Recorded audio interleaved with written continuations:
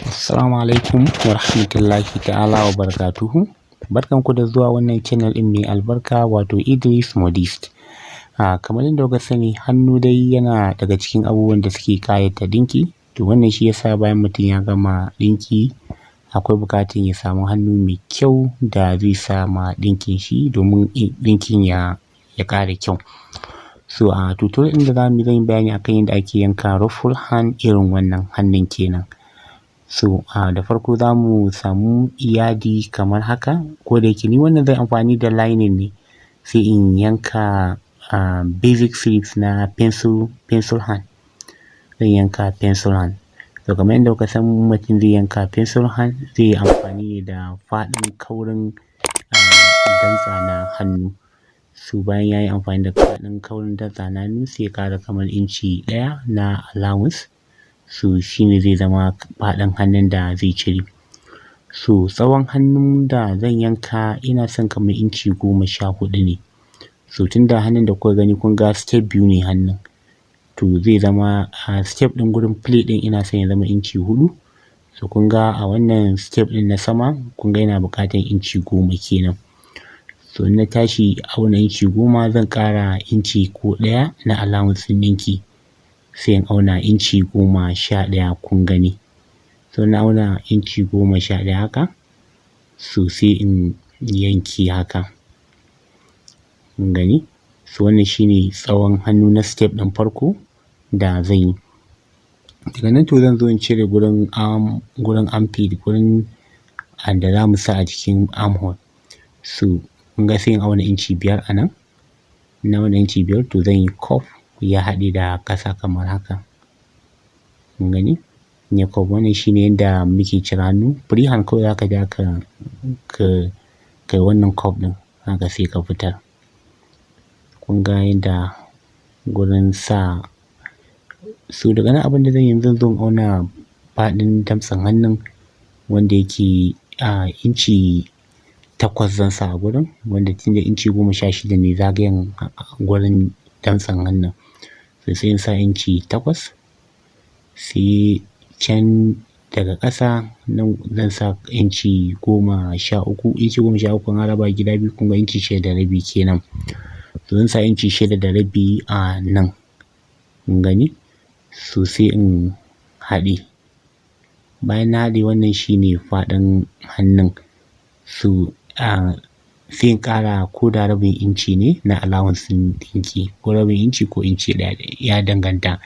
So wannan na ƙara rabin inci na allowance ɗin ɗinki sai in yanke.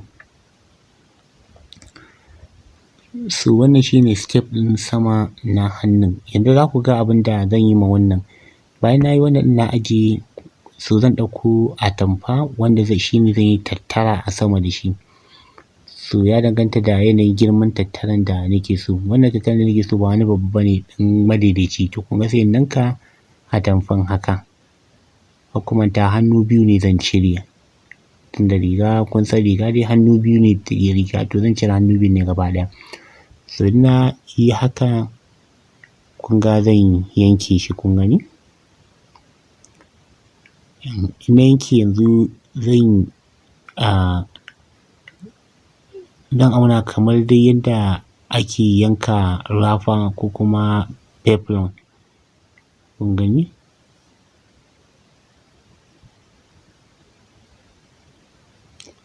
So zan auna, zan sa tape kawai in auna kamar yadda ake cin rafa kun gani. Zan yi sheda, zan auna kamar haka. So sai in haɗe. Bayan na haɗe zan yanke. Bayan na haɗe zan yanke kamar haka. So bayan na yanke ne, kada ku manta wancan da na cire inci 11 ne. So tunda inci 11 ne, ko kuma ce inci 10 kun gan shi. Inci 10 da inci 1 na allowance ɗin ɗinki da na sa shi ne zama inci 11. So idan na zo da shi zan yi amfani domin cire wannan ɗin. So idan na zo zan auna, kun ga zan auna bakin gurin armhole ɗin, zan auna bakin gurin hannun, in duba in gani, in ga ya bani inci 10. So inci 10, to a nan zan zo in auna, zan auna bakin da zan samu inci 10 a nan. Yawwa to kun gani inci 10 nan.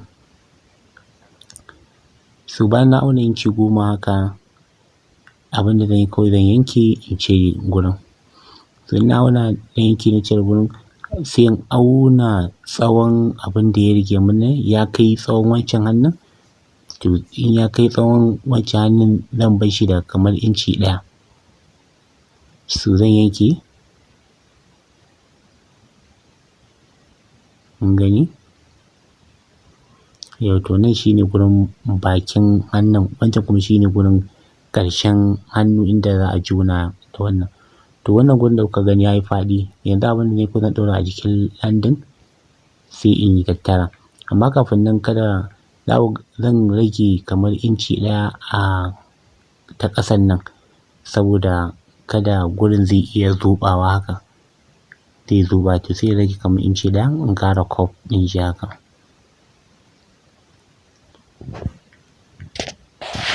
So bayan na rage haka, abin da zan yanzu zan je in hau keke.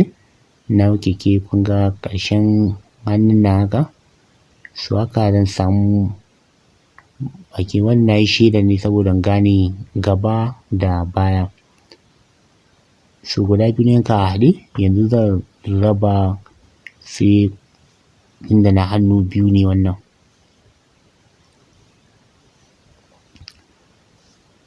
So wannan ɗau guda ɗaya in nuna muku yadda za a yi. So kun ga wurin da yake da faɗi, yawwa to shi za ku sa ku samu bakin hannun haka, sai ku ci gaba da tattara a jiki, ko ku yi gadas ko ku yi tattara, duk dai ɗaya ne. Za ku yi ta tattara har ya tsaya daidai bakin haka. So bayan, to yanzu kun ga bayan an tattare an ajiye, sai a plate ɗin ƙasan, yanzu zan yanka plate ɗin ƙasan na yanka.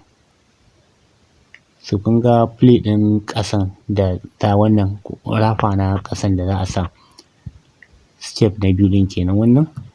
So zan yi amfani da tsawo, kun ga tsawo inci 4.5. Tsawo na sa inci 4.5 na rafan. So na yanke gashi inci 4.5. So shi ne kun ga rafin ƙasan, ko kuma in ce teflon ɗin ƙasan, kun gani.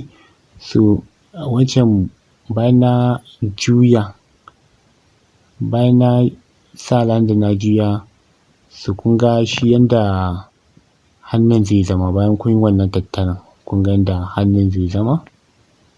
To sai ku ɗan zuɓa shi kaɗan, kun gani, in ka ɗan zuɓo shi kaɗan haka, kun gani, kun ga yanda zai zama. So yanzu sai bakin hannun.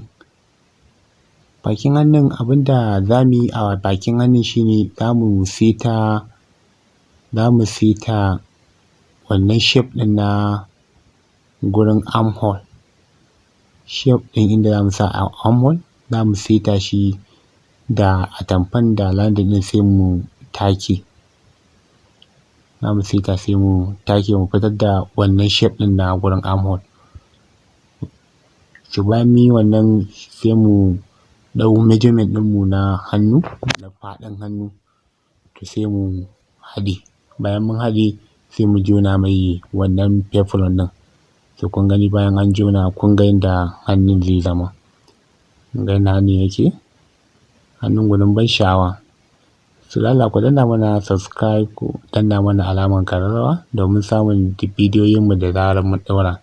Insha Allah za mu yi muku wasu sababbin tutorial ɗin akan kala-kalan hannaye da ake yankawa na zamani, wanda zai taimaka wurin ƙara ma ɗinki kyau. Kun ga yanda hannun nan yake, kun ga yanda yake zama. So mun gode, lala kada ku manta da subscribe, sannan ku yi sharing ɗin wannan channel ɗin namu mai albarka. Mun gode sosai.